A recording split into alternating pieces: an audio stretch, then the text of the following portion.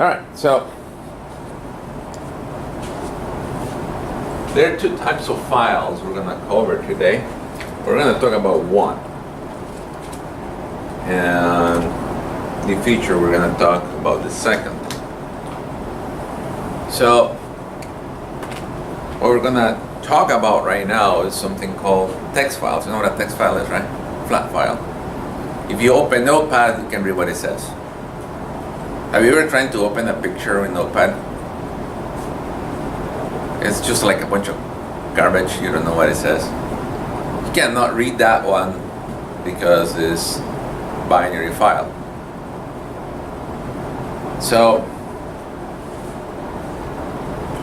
we know that, for instance, we use a byte to represent a character. So it's 0 to 255, right? When the characters are 0, binary 0, it means end of file. That's what the computer uses to say. The hard drive is just this big box. And I think there's a video about files that I put there in YouTube. You should watch it at home. It gives you a better explanation how the file structure works in the computer. So, I think it's on the C video section.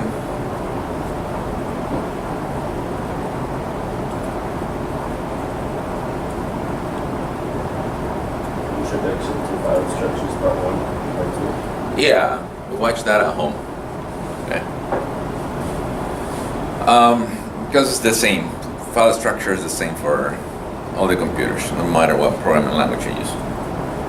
So, when you're watching a movie online, you're streaming down, right? So it's just basically a stream of bytes. Your scanner is reading the stream of bytes coming from your keyboard. And when you do the system dot out, that print line, you're streaming bytes to the monitor. So, when you make a file, I should have told you to watch this video before today. When you make a file, the computer goes to a directory, a special table that says this is the file and this is the location of the file. It's like an index card. It doesn't really go read the entire hard drive looking for the file. It goes to that table and says, oh, the file you're looking for is in this address. Then it goes to that address, picks it up. So what happens is, when you make a new file, the file gets a different address, and you can change that index card to say, instead of going to that address, go to this address. In other words, you overwrote the previous file.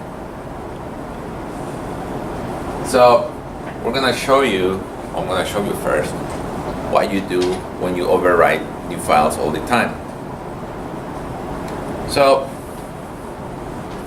when we are displaying stuff in the screen, we use the system data, a print line or whatever, or print, and you just say hello world, right?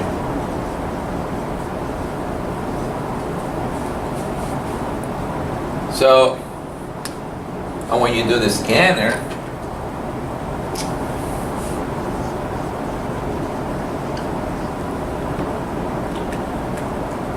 you do keyboard equals new scanner, right?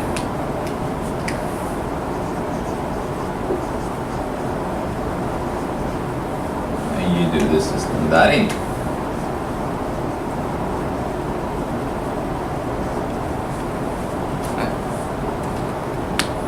So this is a stream going out,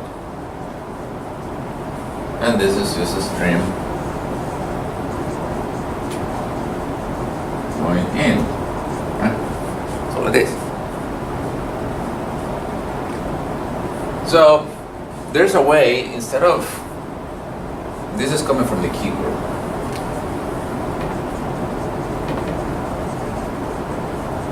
From the keyboard. There's a way we can change where this is pointing to. So there's this class where you need to import the java.io. I/O means input output.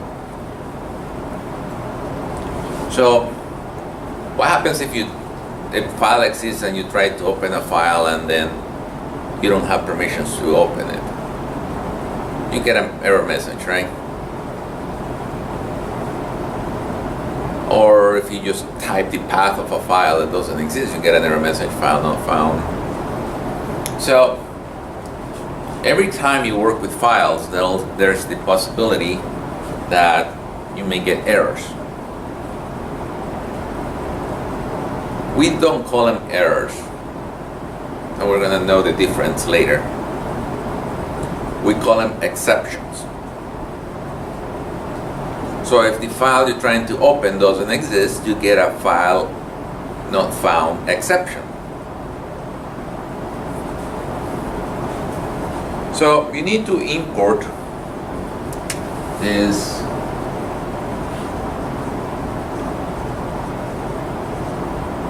IO, and I'm going to import all the classes that are in the IO file library.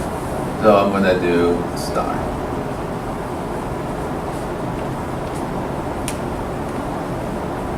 And that will allow me to work with files.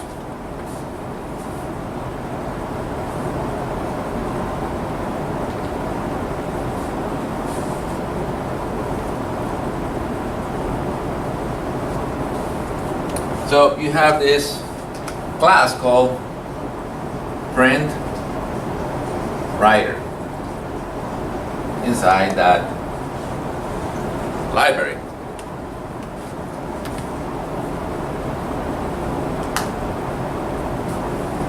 And this print writer is like this stream out, but instead of going to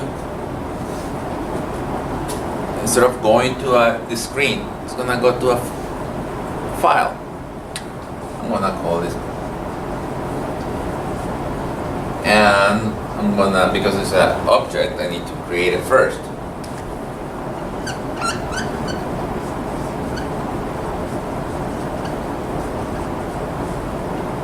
And I'm gonna pass the file name.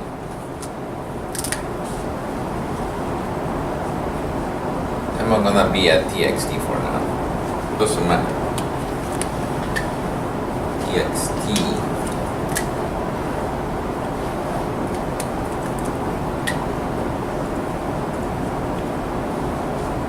So this file is text file because I told it to be extension txt.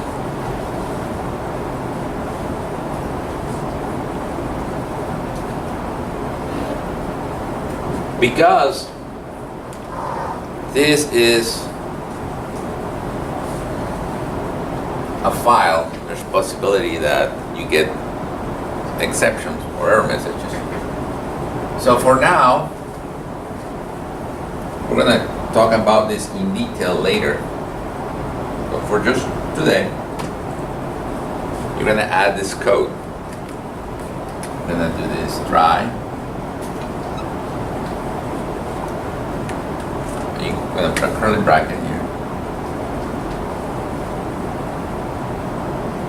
I'm going to close the curly bracket.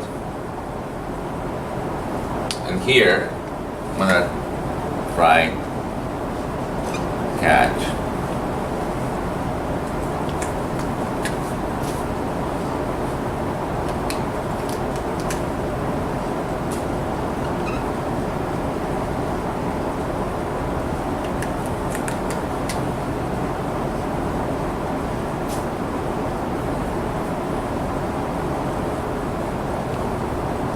I'm going to explain to you in a minute what that means.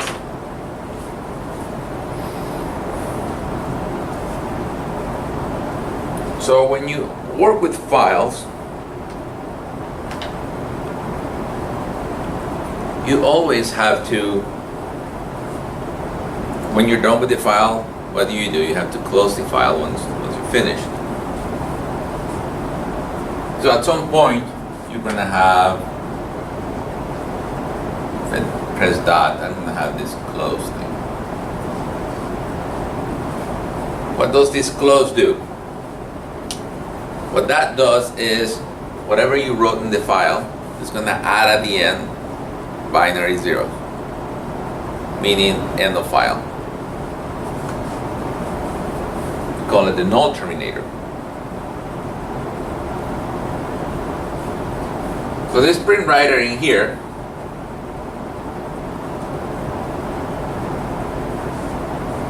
is going to have whatever you want to write is exactly the same thing as the system.out.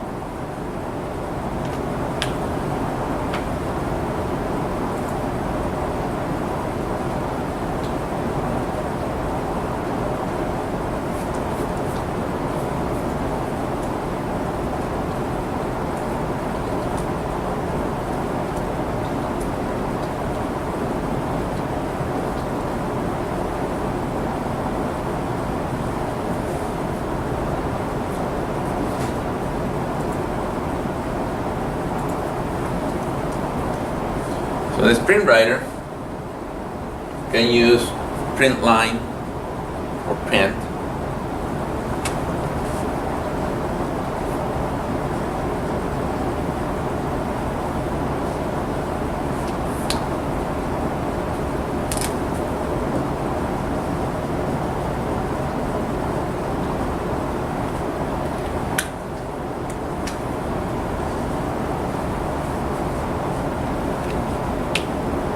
And you can do how many entries you want as the system.out. When it's finished, you close the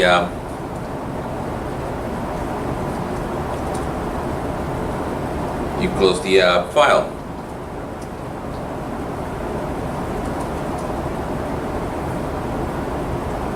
Questions there?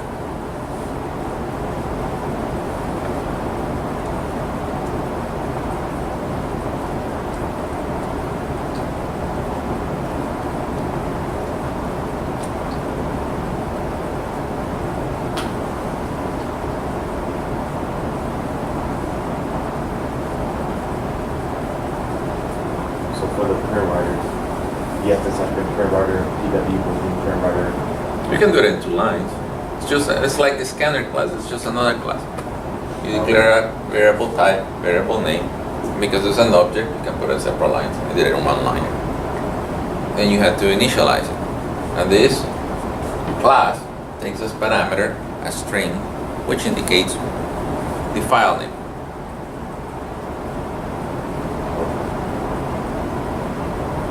So if you were to take out like the scanner and all that in the system, just going from import Java IO to try to the print writer, that will work? Well, you have to put it inside a main, or you'll do that in a second. Yeah. So would this create the text file or just write it? This creates a text file, an empty file. Now, what's gonna do, the hard drive has a buffer. It's gonna start writing to this buffer, and then once you click, when you do close, then it's like a RAM in the hard drive, and that buffer then gets permanently saved onto the actual disk. So, whenever you have possibility that there's an error could occur, Java and C++ and C has this, Java and C++ have this try catch. And this try catch, what it does is, whatever I think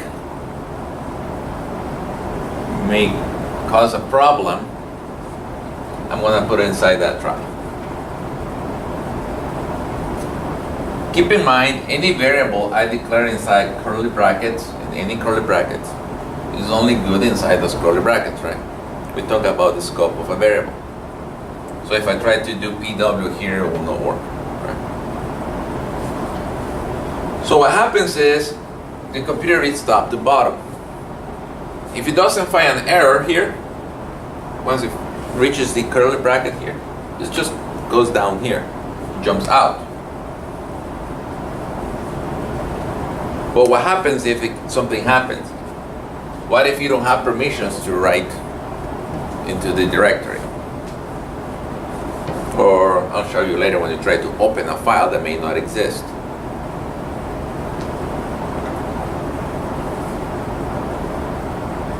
Then an exception is, we say an error occurred, right? That's what the users know. In reality, computer science, we don't say an error occurred, because errors only occur when there is a hardware failure.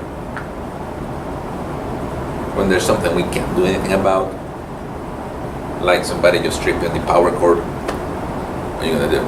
Nothing, right? So we, instead of saying an error occurred, we tell that to the user, but for us, an exception has been thrown. We throw exceptions. That's the correct term. So what's happened is, I can write to this file, or your hard drive is full. You're trying to write this into a SD card that has read-only, for whatever reason. So then it's gonna jump out, and here is where we take care of errors that are happening. It would be nice you get it if you display an error message, right? So to display an error message, we can just do the system.out, the print line error occurred, or we can start getting fancy. We'll start using message boxes for now. To use message boxes, we're gonna import this javax.swing. And for now, I'm going to import all the classes, although I only need one. But this javax.swing library contains a bunch of GUI stuff. So I'm going to ease you into using GUIs, right? GUIs.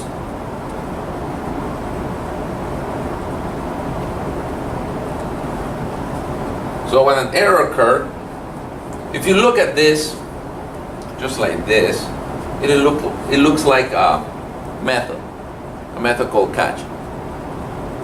It's actually built in. So this, in parentheses, what do we have in parentheses in a method? Just the parameters, right? Or arguments. So there's a variable type, variable name, right? So I have used this class called exception. We're going to talk about that the whole day in the future. But for now, we're just going to use this class called exception. It's like any other class. I'm going to call it EX. So this class, exception,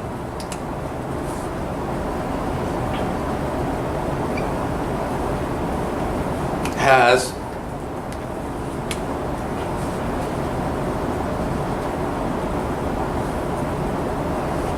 a method, if I do dot, because it has another class, has this accessor or getter that gives me the error message.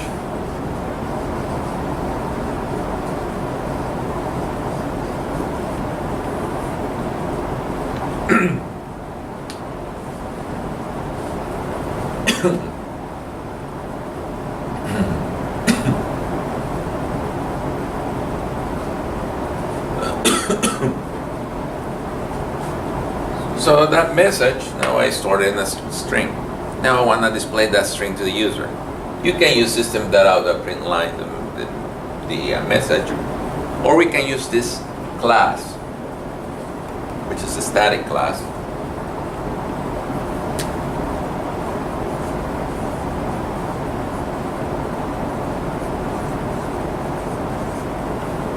It's called J option pane. Usually, any class that's inside the string library starts with a capital J, and then the next letter is J too. And it has a static method. meaning I don't have to declare an instance or create an instance of that. And if you do that, a bunch of methods are going to show up. And the one I'm looking for is called show message dialog.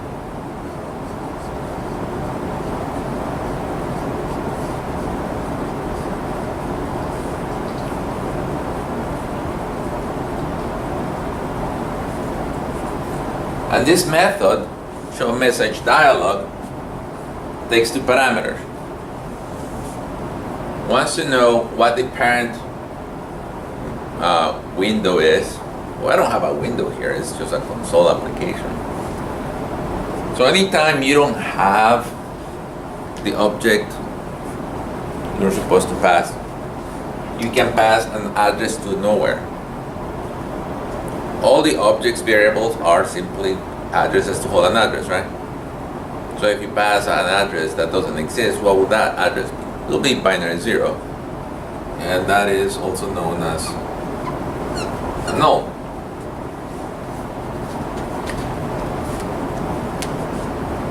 And then I want to put the message.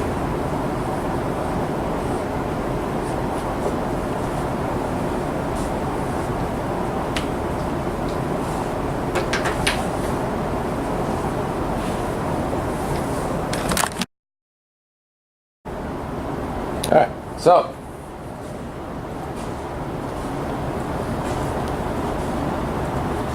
get that part done. So you can write whatever you want in the print writer, that print or print line, and we show if you go to the file, whatever you created it, you should see the file itself. You can open it and read what you program run. So what happens is if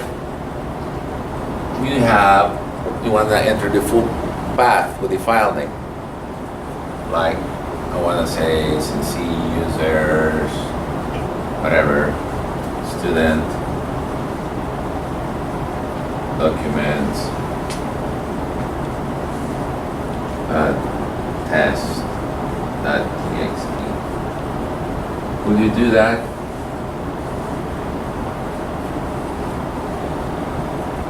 Do you try to do it with the full path? What do we call these backslashes? What's the name? It's called escape character. Escape character means whatever is followed by the slash, the backslash, means something. Like in here, T means tab, so I will tab it. But if I want to include a backslash, then I have to do double.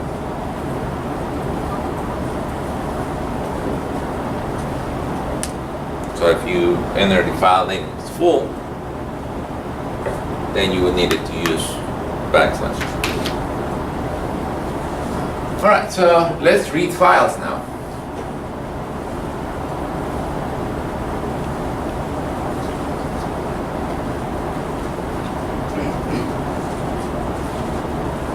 So I know I need my try-catch section whenever I work with files.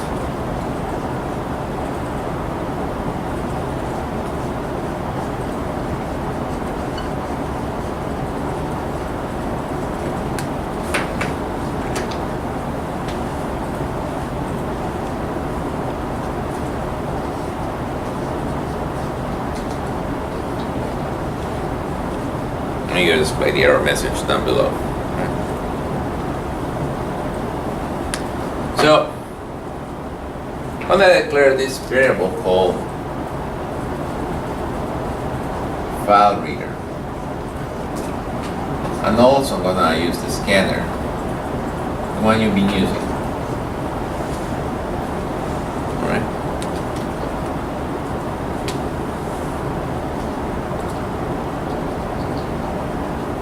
And this one scanner, I'm going to call it just file. You can call it keyboard, doesn't mean anything, it's just a name. this file reader, because it's a class, I need to instantiate, right? How do I instantiate a class? By the keyword new, and this is file reader. But this file reader takes a string.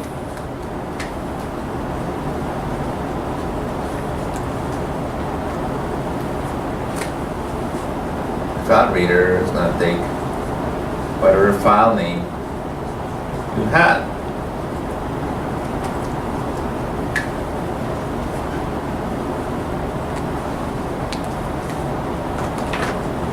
So what this does,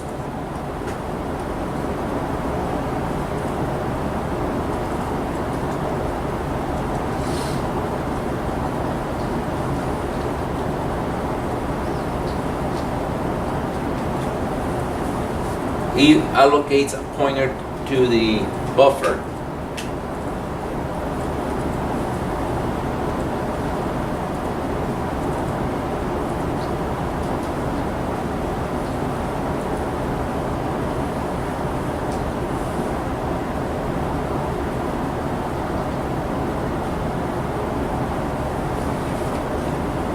So basically, doesn't mean that, remember there's a buffer in the hard drive.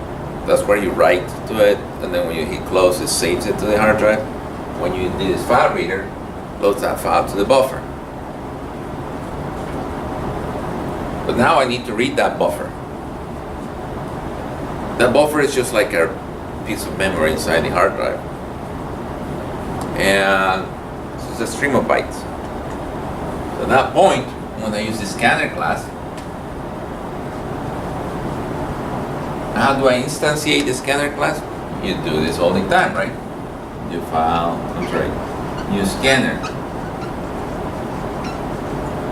But this time, I'm not gonna use the system.in because I don't want to read from the keyboard. I want to read from the buffer. Then I'm gonna use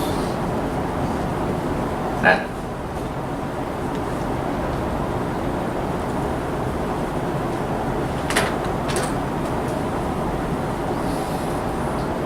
So you remember that warning that the scanner was giving you if you didn't close it, because you cannot close the keyboard. But when you're reading a file, you should close the file. So after I'm done here, I should close it.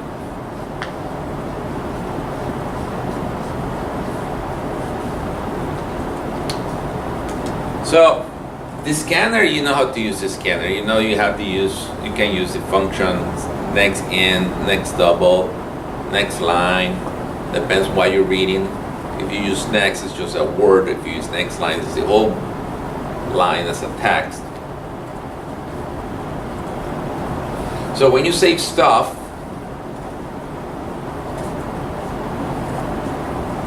you should save them and then read it in the same type you save them. The hello world is just text. So basically it's just a string. So now I'm gonna write a loop to read everything that this file has and display it on the string, on the screen. So what am I looking for to know I still have something to read? I mentioned at the beginning of the class. It's not null. It doesn't have that null terminator, right? It hasn't reached that. So if I haven't, do I see if I reach the null terminator before I read or after I read? What do you think? In other words, do I have stuff to read or not before I actually read from the hard drive? You would see if there's anything there before you start reading. Exactly, right? So I need a loop, right? Well, I need a pre-test or a post-test loop. It will be a pre-test because I want to check if I can read. And what's that loop? It's just a while loop, right?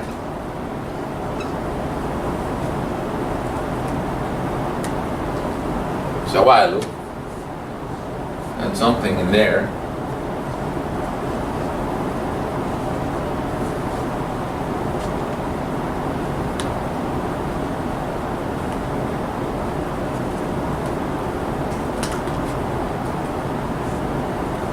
And I know it has to do with the scanner class, so I just want to do file and then dot, and so when that comes up, and the list will come up.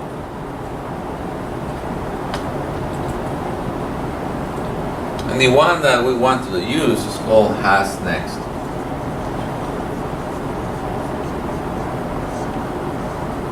So it's a method that tells you, hey, are there any thing else to read?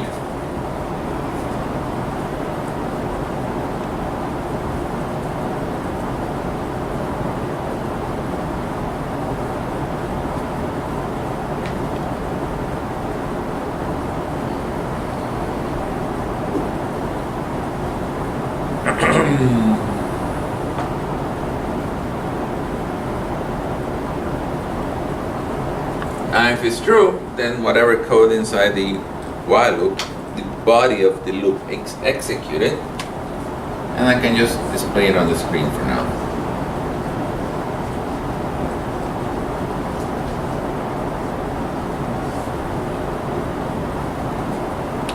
And how do you read a line in the scanner? Same way. File that next line.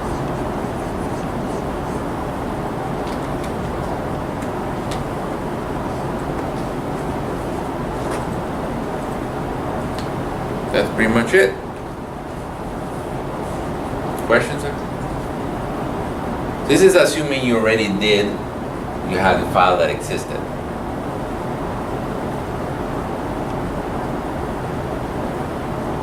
You know what a batch file is? Alright, I'm going to show you how to make batch files.